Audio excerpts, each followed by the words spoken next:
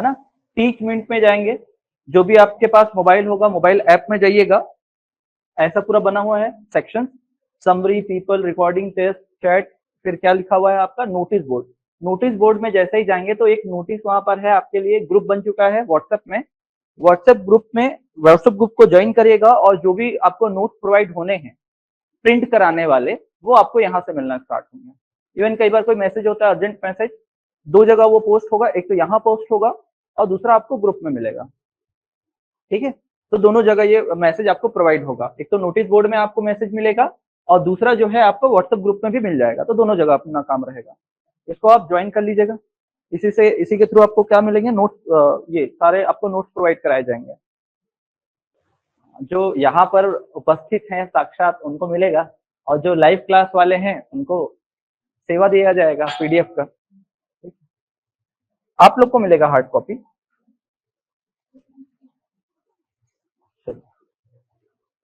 तो कल क्या पढ़ रहे थे, एक तरफ हम पढ़ रहे थे क्या, वृद्धि, इसको क्या बोलते हैं हम, ग्रोथ, और दूसरा सेक्शन हम देख रहे थे क्या, विकास। क्या होता है ये, डेवलपमेंट। डेवलपमेंट बेसिक बेसिक थोड़ा सा डिफरेंस देख लेते हैं। क्या बोलते हैं इसको, ये होता है संकीर्ण,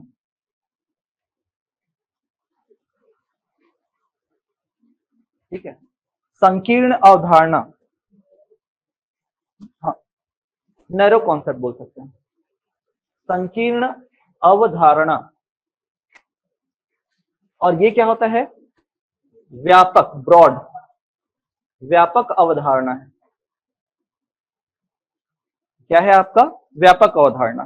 फिर इसके बाद वाला पॉइंट आप लोगों को कल बताए थे, याद करो, ये केवल क्या होता है, मात्रा को बताता है, मात्रात्मक है, और ये मात्रात्मक के साथ क्या है आपका, गुणात्मक भी, क्वालिटी और क्वांटिटी दोनों बताता है, मात्रात्मक प्लस गुणात्मक दोनों को शो करता है। फिर एक जो है एग्जाम्पल के लिए क्या होता है, एक तो निश्चित समय तक चलता है, एक जो है ये क्या होता है, निश्चित समय तक होता है।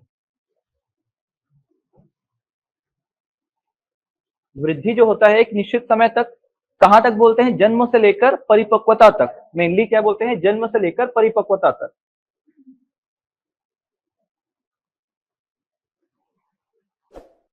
परिपक्वता मतलब मैच्योरिटी ना, ठीक है, कि बर्थ टू मैच्योरिटी वहां तक चलता है। फिर इसके बाद ये क्या चलता है, कहां तक चलता है, वो मनोविज्ञान है, ठीक है, उसमें मनोविज्ञान में क्या करते हैं, ठीक है, ये जन्म से चालू होता है, हाँ, जीवन पर्यंत, जन्म से जीवन पर्यंत,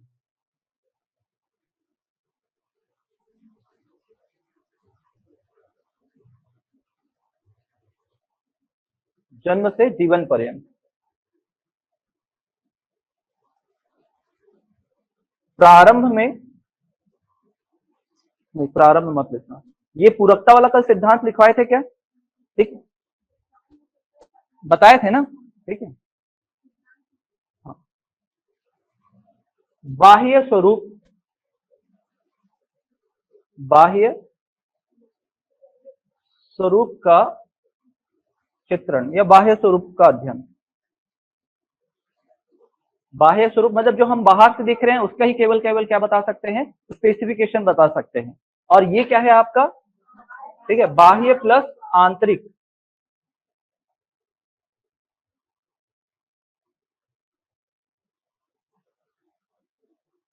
स्वरूप का अध्ययन, बाह्य स्वरूप का अध्ययन, हाँ।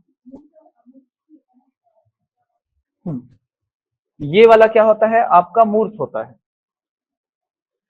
तो जो दिख रहा है वो मूर्त है, ठीक है, हाँ। ये दिखता है उसको क्या बोलते हैं, कॉन्क्रीट कहते हैं, है ना, इसके लिए इंग्लिश में क्या होता है, कॉन्क्रीट,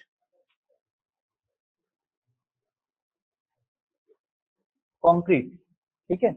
और इसको क्या बोलते हैं, अमूर्त होता है, मतलब दोनों होता है ना, ये मूर्त और अमूर्त दोनों, क्योंकि यहाँ पर मात्रात्मक गुणात्मक दोनों दिख रहा है, तो मूर्त प्लस अमूर्त। तो अमूर्त के लिए क्या यूज करते हैं, एब्स्ट्रैक्ट, एब्स्ट्रैक्ट शब्द का यूज करते हैं, तो ये ध्यान रखना। और क्या बोला जाता है, बाह्य स्वरूप हो गया, मूर्त अमूर्त हो गया। हाँ, इनका क्या किया जा सकता है, मापन, ठीक है, इसमें क्या होगा, ये मापन किया जा सकता है।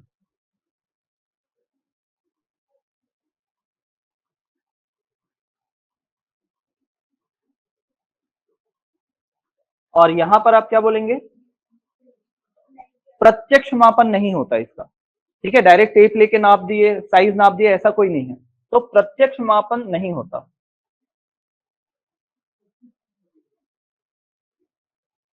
नहीं होता, प्रत्यक्ष मापन नहीं होता। जैसे मान लो राम और श्याम दो स्टूडेंट है, दोनों दोनों same age, same class, same weight, same age और हाइट के हैं, लेकिन ब्रेन में कोई एक ज्यादा है, तो हम क्या बोलते हैं, ये इससे होशियार है। कितना होशियार है ये बता सकते हैं क्या, नहीं। अपन ये अप्रत्यक्ष रूप से बता सकते हैं कि हाँ ये ज्यादा, ये लड़का जो है ये इससे थोड़ा तेज है, ये थोड़ा चंड है, लेकिन कितना है, किस मात्रा में है, ये नहीं बता सकते। तो वही चीज है, प्रत्यक्ष मापन नहीं होता इसमें, थोड़ा बहुत डिसाइड बता सकते हैं, लेकिन प्रत्यक्ष रूप से नहीं नाप सकते इसमें, समझ में आया? तो ये बेसिक बेसिक है, इसमें और क्या आपको याद रखना था, याद करो।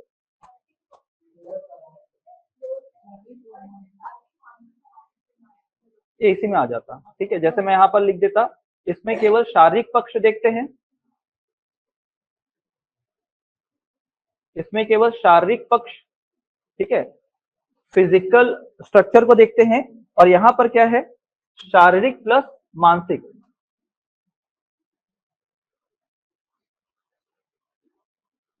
मानसिक दोनों साइड को देखते हैं। हाँ, लाइव क्लास में क्या बोल रहे हो बताओ, दिशा भी, लाइव क्लास में किसी को कोई डाउट है तो बताओ। चल, यहां तक समझ में, ये बेसिक बेसिक है, और क्वेश्चन यहां से आना है तो इतने में से ही आएगा। और एक चीज मैंने बताया था, एक पॉइंट और बताया था, क्या बताया था, कि एक दूसरे के क्या होते हैं, ये पूरक होते हैं। तो पूरक में मतलब क्या होता है, कि पहले स्टार्टिंग में क्या होता है, केवल केवल क्या बढ़ता है, मतलब सबसे ज्यादा क्या होता है, वृद्धि होता है। पहले क्या देखते हैं आप, वृद्धि ज्यादा होता है, वृद्धि तेजी से होता है। तो यहां पर क्या होता है, प्रारंभ में वृद्धि तेज व विकास मंद होता है, और अंत की ओर या बाद में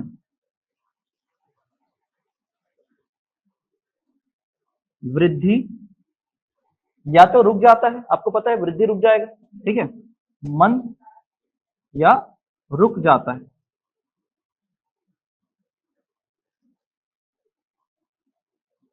विकास तेज होता है। तो इसलिए मैंने एक लाइन आपको बताया था कि वृद्धि और विकास, वृद्धि और विकास जो है दोनों क्या होता है, एक दूसरे के पूरक होता है, एक दूसरे के कॉम्प्लीमेंट होते हैं। पॉइंट नंबर 6 जो है, कि ग्रोथ जो वृद्धि होता है उसका आप मापन कर सकते हैं। जैसे राम और श्याम, जैसे मैं एग्जांपल दे रहा था कि राम की हाइट इतना है, श्याम की हाइट इतना है, इसका वेट इतना है, इसका वेट इतना है, ये आप बता सकते हो, माप के तौल कर बता सकते हो। लेकिन कौन सा लड़का ज्यादा अच्छा पढ़ता है, प्रत्यक्ष मापन नहीं होता। कौन सा लड़का ज्यादा अच्छा पढ़ रहा है, किसकी बुद्धि ज्यादा तीव्र है ना, कौन सा ज्यादा होशियार है, ये आप प्रत्यक्ष रूप से नहीं बता सकते। ये बोल सकते हो कि राम ज्यादा होशियार है, लेकिन राम कितनी मात्रा में होशियार है ये नहीं बता सकते आप। तो उसका प्रत्यक्ष मापन नहीं है, उस चीज का क्या है, प्रत्यक्ष मापन नहीं है, वो चीज आपको याद रखना है। तो मेरे ख्याल से इतना सब हो गया होगा। नैरो कॉन्सेप्ट है, ब्रॉड कॉन्सेप्ट है, मात्रात्मक होता मतलब शारीरिक पक्ष जो बाहर से दिख रहा है वही आप कर सकते हो, मेजरमेंट कर सकते हो।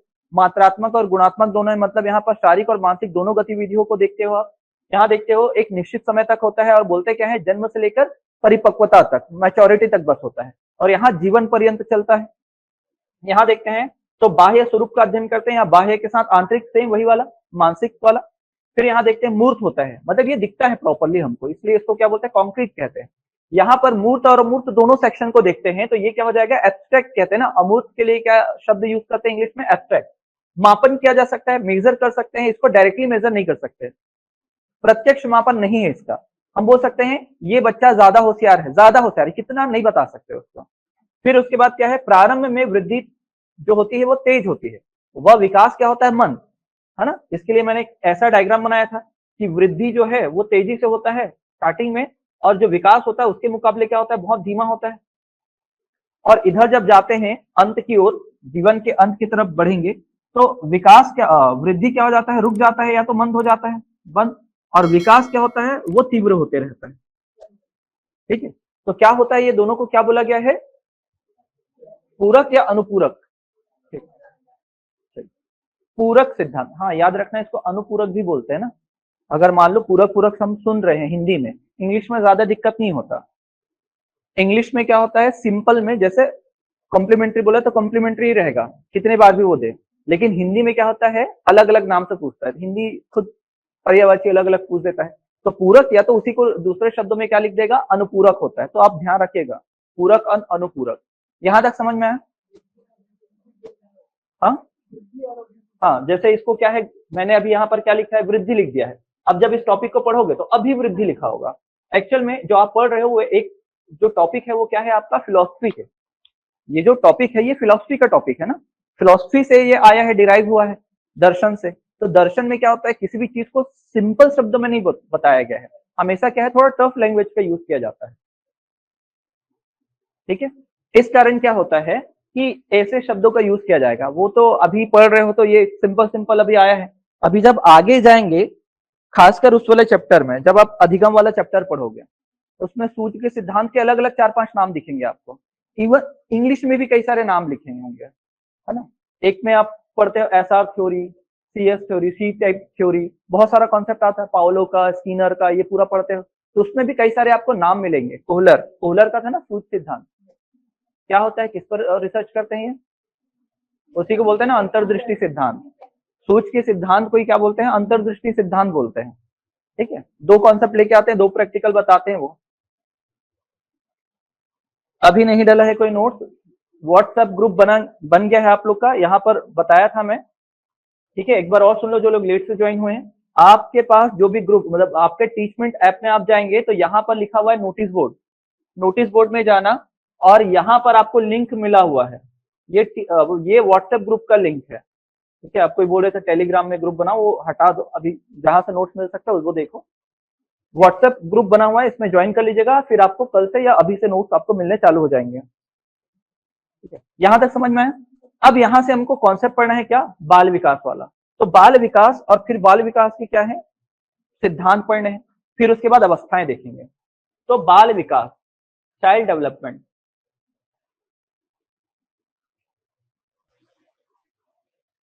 चाइल्ड डेवलपमेंट, यही क्या है, बाल मनोविज्ञान है। इसी को क्या बोलते हैं, बाल मनोविज्ञान। तो मनोविज्ञान से हमको 2 शाखा पढ़नी थी। एक बताया मैंने क्या आपका, यही बाल मनोविज्ञान, जिसको हम बाल विकास बोलते हैं। दूसरा होता है शिक्षा मनोविज्ञान, जिसको हम क्या बोल देते हैं, शिक्षण शास्त्र, पेडागोजी बोल देते हो आप। तो इसको लेकर क्या है, कुछ मनोवैज्ञानिक हैं जो अपने अपने मत बताते हैं। मनोवैज्ञानिक, कुछ मनोवैज्ञानिक तर्क हैं, कुछ मनोवैज्ञानिक तर्क है। कौन कौन से तर्क हैं, याद करो। क्रो एंड क्रो क्या बोलते हैं, क्रो एंड क्रो बोलते हैं कि 20वीं शताब्दी जो है वो किसका है, बालकों का समय है, बालकों की शताब्दी है। तो लिख लो क्रो एंड क्रो का तर्क, क्रो एवं क्रो। ये क्वेश्चन पूछा गया है ना, ध्यान रखना। 20वीं शताब्दी, 20th सेंचुरी, अभी कौन सा सेंचुरी चल रहा है, 20वां ही चल रहा है क्या, 21वां आ गया ना। ठीक है, 20वीं शताब्दी, बालकों का काल, लिखिएगा, बालकों का काल। फिर इसके बाद दूसरा नाम लिखेगा बर्क,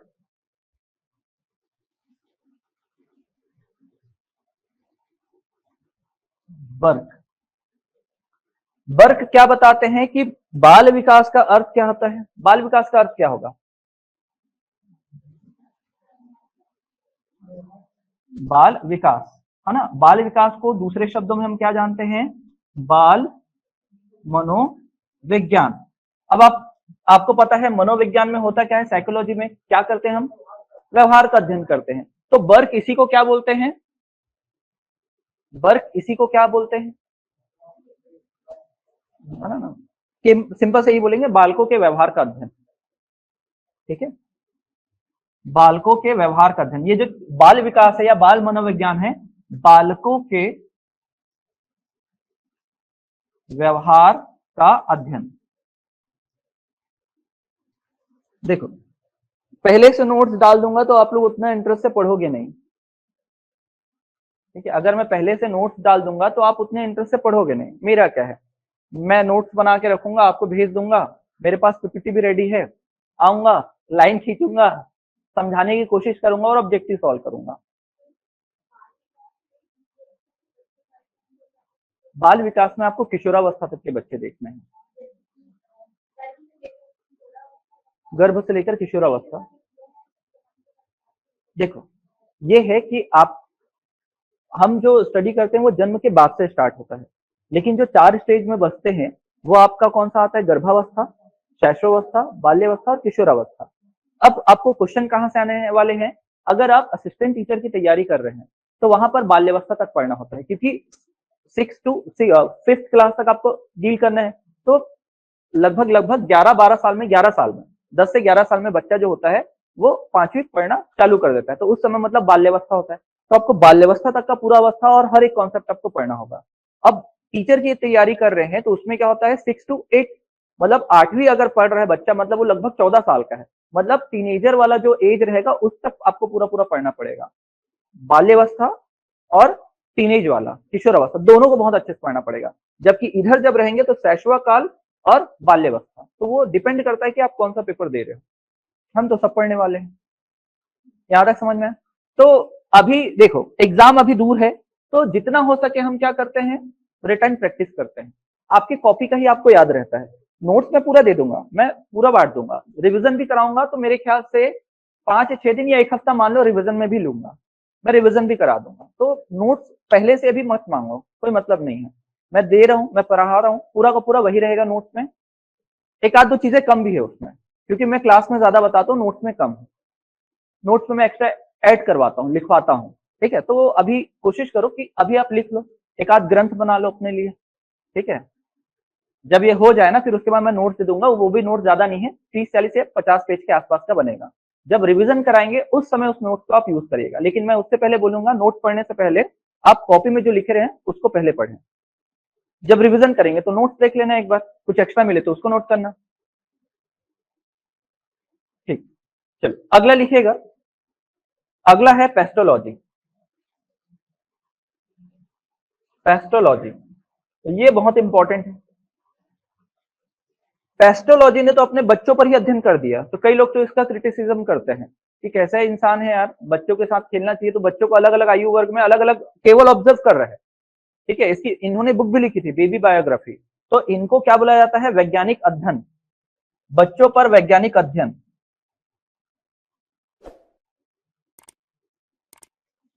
वैज्ञानिक अध्ययन किया तो अपने ही बच्चों पर करते हैं ना।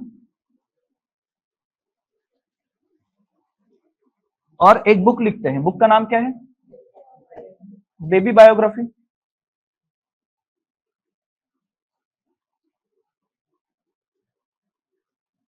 बेबी बायोग्राफी क्या था, बुक का नाम था। तो ये भी इंपॉर्टेंट है, बेबी बायोग्राफी जो है किसके द्वारा लिखा गया है, तो पेस्टोलॉजी के द्वारा। दूसरा चीज ये पूछता है प्रथम जो है वैज्ञानिक अध्ययन किसने किया था बच्चों पर या बालकों पर, तो आपको याद रखना है क्या, पेस्टोलॉजी ने किया है। फिर स्टैनली हॉल, स्टैनली हॉल के बारे में आप तो पहले भी पढ़ चुके हैं, क्या किया था बच्चों को समझने के लिए। स्टैनली हॉल, मैंने इनके बारे में एक चीज और बताया था कि जो हॉल में बैठे हुआ एक व्यक्ति है और वहां पर क्या चल रहा है, तूफान, है ना, हॉल में बैठे कौन है, टीनेजर्स बैठे हैं, है ना, और क्या चल रहा है वहां पर, तूफान। तो ये, तो इन्होंने बच्चों के अध्ययन के लिए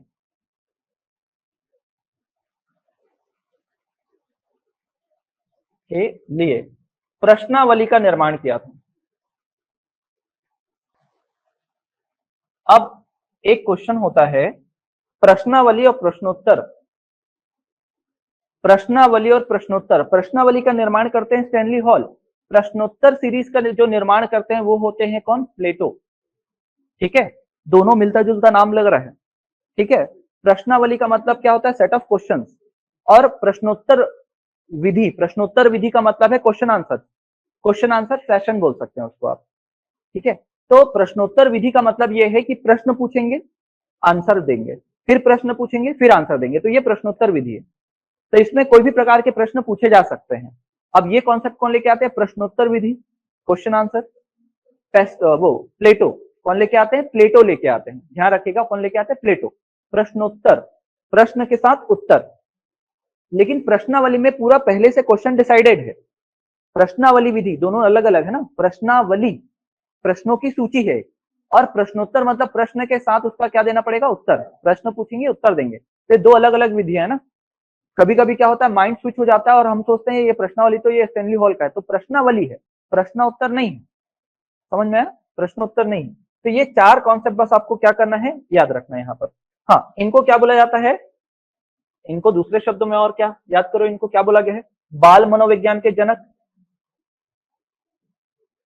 बाल मनोविज्ञान के जनक कहा जाता है इन्हें। Father of child psychologist, father of child psychology. हो गया? चल, अब यहां से क्या करना है, जितना आपने लिखा है ना, ठीक है, जो डिफरेंस लिखा है वही परिभाषा है, समझिए। जितना आपने लिखा है ये पूरा का पूरा परिभाषा ही है, ठीक है, इसमें और मत पढ़िए। यहां पर देखते हैं, बाल विकास के सिद्धांत, बाल विकास के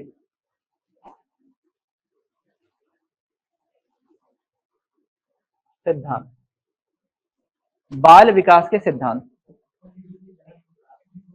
हाँ, सुकरात, अरस्तु, प्लेटो, ये तीनों एक ही श्रृंखला में। अगर मान लो कोई ऑप्शन में ना दिखे और तीनों में से कुछ एक मिल जाए, वही आएगा फिर आंसर। ठीक है, तीनों के तीनों मतलब सुकरात, अरस्तु और प्लेटो। सुकरात के बाद आते हैं प्लेटो, प्लेटो के बाद आते हैं कौन? अरस्तु। सुकरात पहले, उनके शिष्य प्लेटो, प्लेटो के शिष्य कौन आपके? ठीक है, अरस्तु। तो ये क्या है, अगर मान लो किसी एक का नाम आ गया इनमें से, तो वही आपका आंसर हो जाएगा। ठीक है, अब यहां से देखो, प्रिंसिपल ऑफ चाइल्ड डेवलपमेंट। तो इसमें बहुत सारे क्या होते हैं? सिद्धांत हैं, बहुत सारे क्या है? प्रिंसिपल है। जैसे कि प्रिंसिपल ऑफ कंटिन्यूटी, निरंतरता का सिद्धांत। ठीक है, पहले केवल नाम लिख रहा हूं ना मैं, केवल नाम लिख रहे हैं, नाम से फिर आगे बढ़ेंगे। निरंतरता का सिद्धांत। दूसरा और क्या है? समान प्रतिमान का सिद्धांत।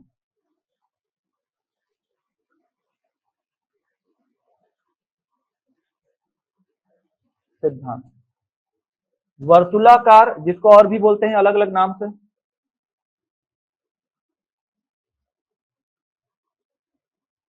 सिद्धांत। और नाम है, एक एक करके फिर इस सबको डील करते जाएंगे। व्यक्तिगत भिन्नता का सिद्धांत, एकीकरण का सिद्धांत,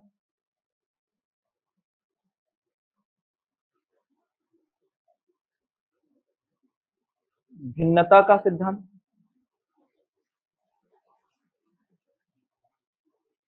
और क्या बोल रहे थे?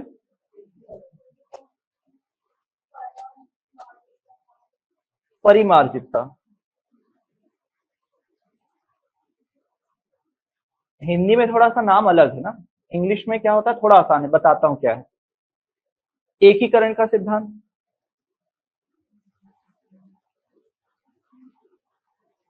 यूनिडायरेक्शनल, आप सीखते ही जाते हैं, ऐसा नहीं कि भूलते हैं।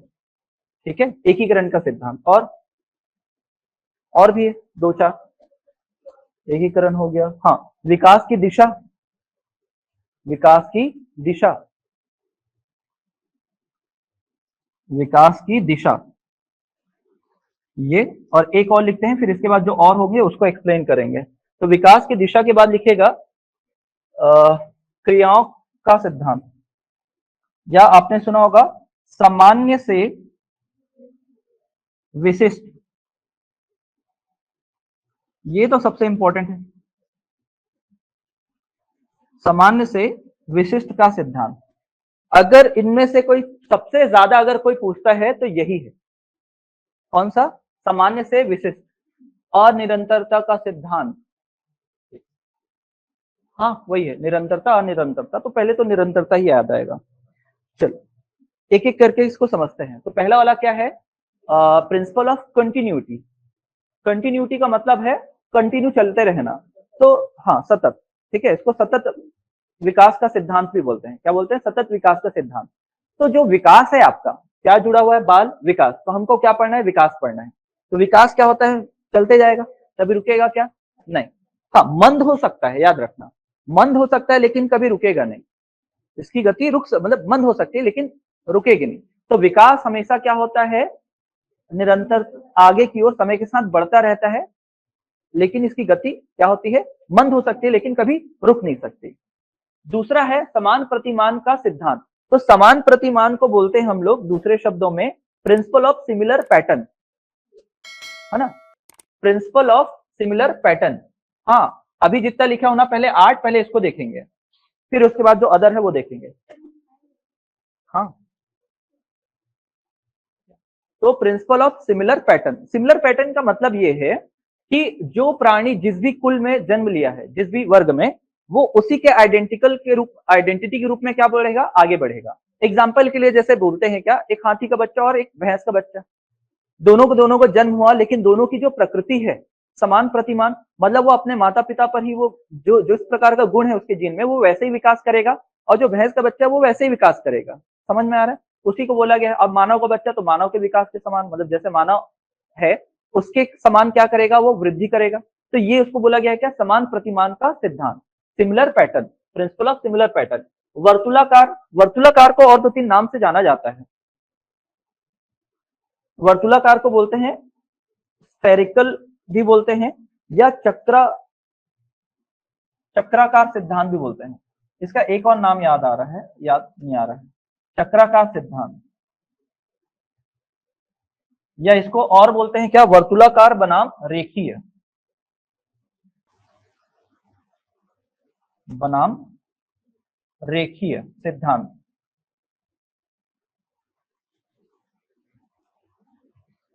वर्तुलाकार को बोलते हैं इंग्लिश में क्या, स्फेरिकल, और लीनियर, रेखी को क्या हो जाएगा, लीनियर। तो आपका जो विकास होता है वो किस रूप में होता है, वर्तुलाकार होता है कि रेखीय होता है? बच्चों का जो विकास होता है वो रेखीय होता है कि वर्तुलाकार होता है?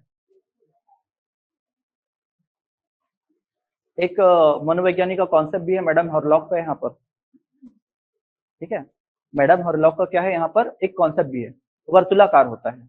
क्या होता है, जैसे आप देखते हैं बच्चों को, समझिएगा, जैसे कि कई बच्चे ऐसे हैं कि 1 महीने बाद आपने देखा तो थोड़ा सा हेल्दी हो गया है, ठीक है, 2 महीने बाद आप देखते हैं अचानक से तो हेल्दी कम, उसका हाइट अच्छे से बढ़ गया है, ठीक है। तो क्या होता है, लगातार मतलब एकदम अचानक से चेंज आएगा, अचानक से रुक जाएगा। तो ये बोला गया है कि विकास जो क्रम होता है वो ऐसे चलता है, एक समय पर क्या होता है, कम होता है, और एक समय अचानक से क्या होता है, बढ़ जाता है। एक समय अचानक से कम होता है, मंद होता है, और फिर अचानक से क्या होता है, बढ़ जाता है। इसी को मैडम हरलॉक क्या बोलती हैं कि घंटाकार होता है, कि जो विकास का जो वो होता है वो घंटाकार होता है। तो जो घंटी होता है वो भी ऐसा ही होता है, जो बेल का जो अंदर वाला जो पार्ट होता है वो घंटी ऐसे ही देखता रहता है। तो इसी को बोला गया है क्या, घंटाकार होता है, ठीक है, लिखिएगा, नोट कर लीजिएगा। मैडम हरलॉक, मनुष्य का जीवन घंटी के आकृति के समान होता है, हरलॉक।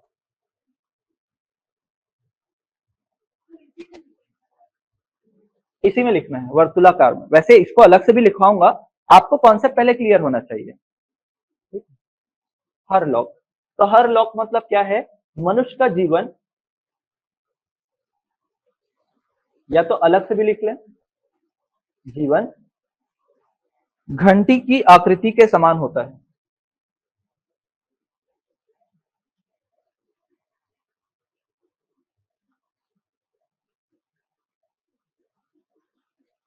आकृति है ना, ये आकृति के समान होता है,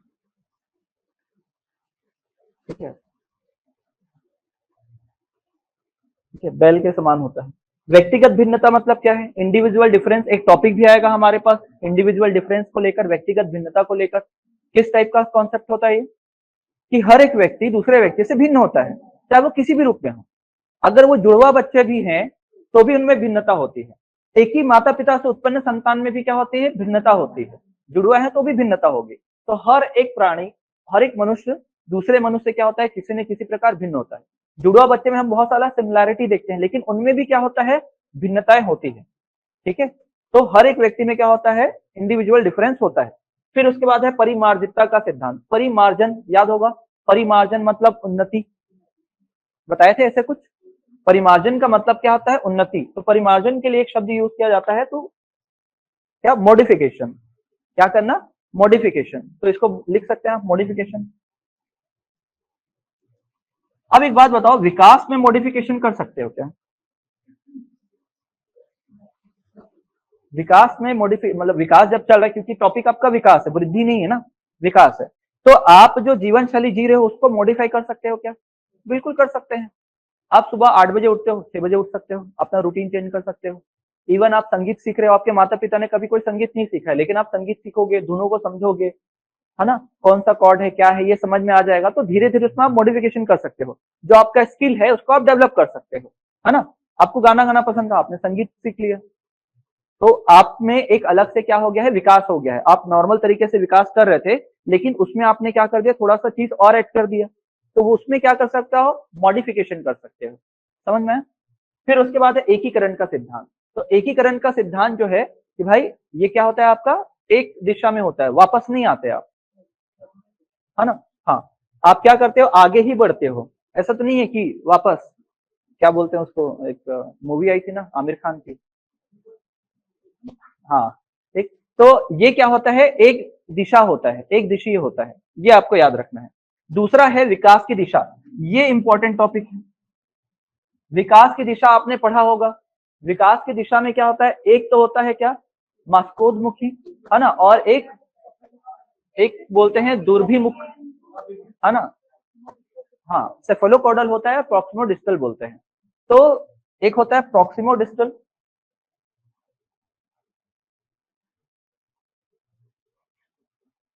स्पेलिंग मिस्टेक हो रहा है, लिख लीजिएगा, प्रॉक्सिमो डिस्टल। इसको क्या बोलते हैं आपका, समीप दुर्भिमुख।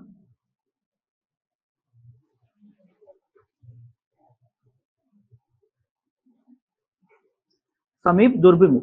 और एक होता है सेफलोकॉडल।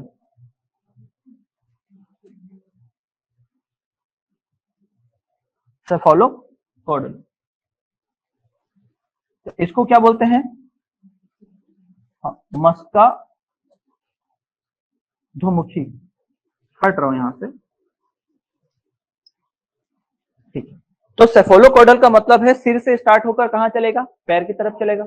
मस्तक, ऐसे याद रखना इसको। मस्काधुमुखी मतलब क्या है, सिर से स्टार्ट होकर पैर की तरफ। और प्रॉक्सिमल डिस्टल या समीप दूरस्थ दुर्भिमुख का मतलब क्या है, आपका सेंटर से स्टार्ट होकर कहां चलेगा, बाहर की ओर चलेगा। फिर उसके बाद है कि विकास जो होता है वो सामान्य से विशिष्ट की ओर होता है। अब सामान्य से विशिष्ट की ओर का मतलब क्या था, जनरल टू स्पेसिफिक होता है। जो आपका विकास क्रम होता है क्या होता है, जनरल टू स्पेसिफिक होता है। बताओ क्या बोल रहे थे। हाँ, हाँ, gross motor to fine motor जैसा बोल सकते हो। मतलब क्या है कि अगर हम चल रहे हैं या हम हाथों को पकड़ने की कोशिश करें, जैसे मैंने मान लो बच्चे जो होते हैं वो ऐसा ही प्रयोग करते हैं, वो ऐसा ऐसा करते हैं क्या स्टार्टिंग में, नहीं, ऐसा ऐसा कुछ कर सकते हैं क्या, नहीं। तो वो क्या करते हैं, सामान्य कार्य करते हैं, उंगली पकड़ लेते हैं। लेकिन अगर उनको ऐसा पकड़ने बोले तो कर पाएंगे क्या, नहीं, वो जनरल काम कर सकते हैं। लेकिन स्पेसिफिक बोला जाए कि ये मिडिल फिंगर और थंब को ऐसा पकड़ो, वो नहीं कर पाएंगे। तो ये क्या हो जाएगा, स्पेसिफिक हो जाएगा, है ना। ये स्पेसिफिक है, विशिष्ट कार्य है। ठीक है, पेन पकड़ने बोलेंगे तो पेन पकड़ेंगे क्या, नहीं, वो अगर पकड़ेंगे भी तो पेन को ऐसा पकड़ेंगे, और दीवार भी गोदेंगे तो ऐसे ही गोदेंगे। ठीक है, उनको पेन पकड़ना भी आया नहीं है। ठीक है, जो ऐसा पेन पकड़ते हैं वो नहीं पकड़ना सीखे हैं। तो वो क्या है, आपका जनरल से स्टार्ट होकर स्पेसिफिक ही चलता है। अगर मान लो ये टॉपिक पढ़ते हैं आप, विकास के सिद्धांत, अगर मैं आपसे मतलब अगर आया होगा अब तक 100 क्वेश्चन, तो लगभग 40 बार 40% टाइम तो यही क्वेश्चन पूछा होगा कि मनुष्य का जो या बाल विकास जो होता है या विकास जो होता है वो किस डायरेक्शन से होता है, किधर से किधर होता है। तो हमेशा सामान्य से क्या होता है, विशिष्ट की ओर होता है। तो ये चीज समझ में आ रहा है, हमेशा जनरल टू स्पेसिफिक होता है। हाँ, और दो तीन कॉन्सेप्ट है इसमें। एक जो बोलते हैं परस्पर संबंध का सिद्धांत, परस्पर संबंध का सिद्धांत।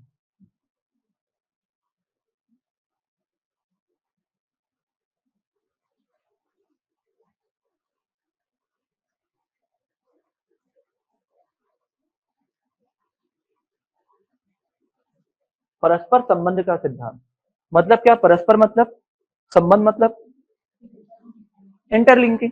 अब इंटरलिंकिंग कॉन्सेप्ट का मतलब या सिद्धांत का मतलब ये है कि आपके अंदर जितने भी पक्ष हैं विकास के, पहलू, ठीक है, डायमेंशन जिसको हम बोलते हैं, शारीरिक, मानसिक, संवेगात्मक, संज्ञानात्मक, नैतिक, जितने भी प्रकार के हैं, ये आपस में क्या है? एक दूसरे से संबंधित है, इंटरलिंकिंग होते हैं, ठीक है। जितने भी प्रकार के डायमेंशंस हैं डेवलपमेंट के, वो आपस में क्या होते हैं? इंटरलिंकिंग होते हैं। अगर मान लो हाइट बढ़ रही है तो ब्रेन भी बढ़ रहा होगा, वेट भी बढ़ रहा होगा, कुछ ना कुछ कॉन्सेप्ट आपका जरूर लगेगा। तो कहीं ना कहीं जो है एक चीज दूसरे चीज से जरूर जुड़ा हुआ है, ये चीज समझ में आया।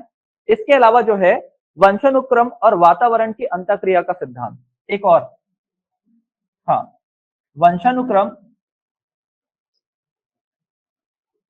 एवं वाता वातावरण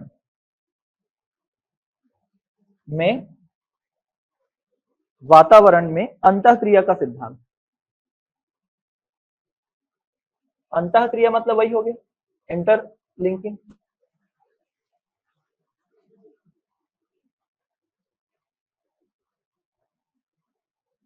ठीक, क्या होगा इसका मतलब? एक तो वंशानुक्रम का प्रभाव रहता है। अगर यूरोप में है, यूरोपीय प्रजाति के हैं, तो आप हमेशा क्या होगे? यूरोपीय प्रजाति के समान ही दिखा दोगे, व्हाइट, ठीक है।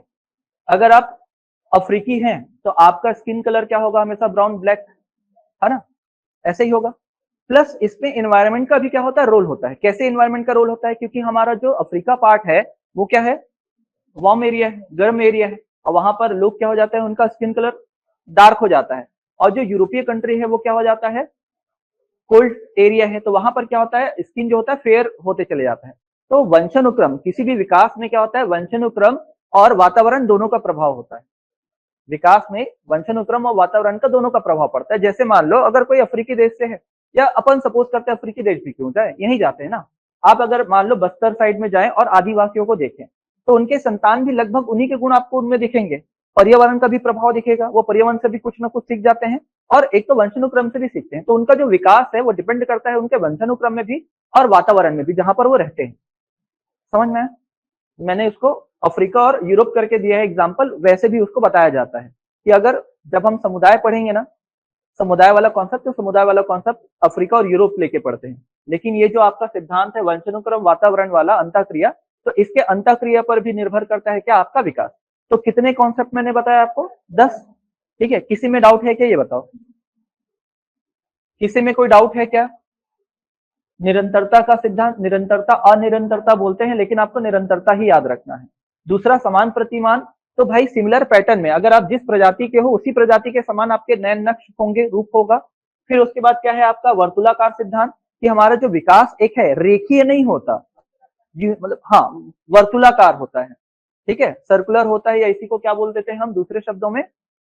वर्तुलाकार। एक और शब्द लिखवाया था, क्या लिखवाया था? नहीं नहीं, इंग्लिश में क्या लिखा है? स्पेरिकल, है ना, लीनियर और स्पेरिकल, ठीक है। तो हरलॉक ने इसी कॉन्सेप्ट को उठाकर बोलती हैं क्या? कि घंटाकार होती है, घंटी आकार होती है। फिर व्यक्तिगत भिन्नता, जितने भी हैं हम आपस में भी क्या है? एक दूसरे से भिन्न है। चाहे आप जुड़वा भाई क्यों ना हो आपका, वो भी आपसे क्या होगा? कुछ ना कुछ एरिया में डिफरेंट होगा। एक टॉपिक भी आएगा हमारे पास व्यक्तिगत भिन्नता का। फिर उसके बाद परिमार्जितता का मतलब आप अपने विकास में क्या कर सकते हो? मॉडिफिकेशन कर सकते हो। मतलब आप अच्छा खासा पढ़ लिख रहे हो, आपको अदर एक्टिविटीज सिखाई जाए तो भाई उसमें भी आप मॉडिफिकेशन हो जाएगा। फिर उसके बाद देखते हैं क्या? एकीकरण की दिशा, तो ये क्या होता है? हमेशा आगे की ओर बढ़ता है। फिर उसके बाद क्या है? विकास की दिशा, तो प्रोक्सिमो डिस्टल और क्या होता है? सेफोलोकॉर्डल। तो समीप दुर्भिमुख, मतलब मध्य से लेकर कहाँ होता है? बाहर की तरफ चलता है। और सेफोलोकॉर्डल, या इसको बोलते हैं मस्तिष्क का दो मुखी, मस्तक से लेकर मतलब सिर से लेकर कहाँ चलता है? पैर की तरफ चलता है। इसको भी पूछता है बहुत ज्यादा। फिर उसके बाद है सामान्य से विशिष्ट, इसमें तो कोई दिक्कत नहीं है, हमेशा जनरल से क्या चलता है? स्पेसिफिक चलता है। एकीकरण मतलब एक ही डायरेक्शन में चलेगा, डायरेक्शन बोला जाएगा इसको, ठीक है। और भी अगर होगा तो बताऊंगा। फिर इसके बाद क्या है आपका?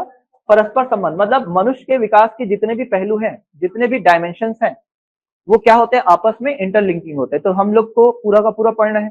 अवस्था पढ़ेंगे, अवस्था के बाद जो उनका विकास का पहलू है, डायमेंशन है, वो पढ़ना है। अब विकास का जैसे डायमेंशन खत्म हो जाएगा तो असिस्टेंट टीचर वाले जितने भी रहेंगे उनका सेकेंड यूनिट का आधा खत्म हो चुका होगा तब तक, क्योंकि उसी में आपको पढ़ना है। संवेगात्मक विकास पढ़ेंगे, उसमें दो कॉन्सेप्ट आपके खत्म हो जाएंगे, एक तो जीन पियाजे खत्म हो जाएंगे, है ना। कौन सा कॉन्सेप्ट है उनका, संज्ञानात्मक विकास वाले में, है ना, उन्होंने 4 स्टेज बताए हैं, संवेदीगामक, फिर आपका मूर्त संक्रियात्मक, मूर्त संक्रियात्मक, अमूर्त, फिर क्या होता है औपचारिक करके, नहीं, एक होता है पूर्व संक्रियात्मक होता है, मूर्त होता है, फिर अमूर्त होता है, जिसको औपचारिक बोलते हैं। और फिर क्या होता है आपका, उसी में आपको वाइगोत्स्की का कॉन्सेप्ट पढ़ना पड़ता है ना, सोशियो कल्चर। तो वो बोलते हैं कि नहीं, विकास जो होता है वो निर्भर करता है समाज और संस्कृति पर, ठीक है, आयु पर निर्भर नहीं करता। जीन पियाजे बोलते हैं एज पर, तभी वो क्या 4 स्टेज बताते हैं। और लास्ट वाला जो होता है अनौपचारिक, जिसको हम बोलते हैं अनौपचारिक या अमूर्त, वो 11 से लेकर 15 वर्ष तक। तो जीन पियाजे का कहना है कि बच्चों का जो ब्रेन होता है वो 100% एक्टिव हो जाता है कब, 15 के एज में, समझ में, ठीक है। और भी है 16 साल तक ये बोला जाता है कि बच्चों का जो विकास होता है, मानसिक विकास, वो 100% हो जाता है। तो कुछ समय पहले कुछ कॉन्सेप्ट आया था, याद होगा, जुवेनाइल एक्ट को लेकर। जुवेनाइल मतलब बच्चों को, बच्चे जो अपराध करते हैं, अगर वो बहुत बड़ा अपराध है, हत्या, बलात्कार, तो अगर 16 वर्ष की आयु हो चुका है तो उसको अडल्ट जैसे ट्रीट किया जाएगा, है ना। ऐसा कुछ सुने कि नहीं सुने हैं, दिल्ली वाले केस के बाद ही हुआ था, वो 2015 के बाद हुआ ना। आप लोग अगर पढ़े होंगे, अच्छा, आप महिला एवं बाल विकास वाला अगर पढ़ते हैं, ठीक है, आप लोग पढ़े होंगे, तो उसमें एक टॉपिक है किशोर न्याय अधिनियम करके, तो उसमें वो पूरा कॉन्सेप्ट दिया गया है। तो मनोवैज्ञानिकों को कॉन्सेप्ट सुना गया कि अगर मान लो वो क्या है आपका, अडल्ट नहीं है, ठीक है, जुवेनाइल है, तो उसके लिए भाई जघन्य अपराध क्या है, तो उसके लिए मनोवैज्ञानिकों की पूरी टीम बुलाई गई। 16 साल से कम, मतलब 16 साल से ज्यादा है लेकिन 18 साल से कम है, लेकिन उसका अपराध बहुत बड़े स्तर का है, तो उसको कैसे ट्रीट किया जाए। तो बोला क्या, ब्रेन एक्टिव हो चुका है, ब्रेन पूरा 100% डेवलप हो चुका है, उसको अडल्ट जैसे ट्रीट करना चाहिए। आंशिक पुनर्बलन का मतलब होता है कि रिपीटेशन, पुनर्बलन का मतलब होता है रिपीटेशन, पुनर्बलन, रीइंफोर्समेंट को सरल शब्दों में ही बता रहा हूं। पुनर्बलन मतलब रीइंफोर्समेंट होता है, तो रिपीट करना, दोहराना, ठीक है। लगातार आप जैसे एक जैसे काम करते रहोगे तो उसमें क्या बन जाओगे आप, एक्सपर्ट बन जाएंगे। तो यही वही है पुनर्बलन का सिद्धांत। तो आंशिक पुनर्बलन रीइंफोर्समेंट बोलते हैं, लेकिन उसको अगर एकदम सरल शब्दों में कहूं तो ये क्या है, रिपीट करना, बार बार दोहराना, समझ में। इसको कल लिखेंगे और 2 टॉपिक के अपन ऑब्जेक्टिव सॉल्व करेंगे, ठीक है। इसको लिखेंगे, एक एक लाइन में लिखने से ज्यादा नहीं, मेरे ख्याल से समझ तो आ गया होगा, ठीक है। इसको लिखेंगे और लिखने के बाद इससे रिलेटेड जो भी क्वेश्चन अब तक बने हैं, इंपॉर्टेंट टॉपिक है, और इससे रिलेटेड जितने भी क्वेश्चन बने होंगे उसको सॉल्व करेंगे, समझ में आया, ठीक है।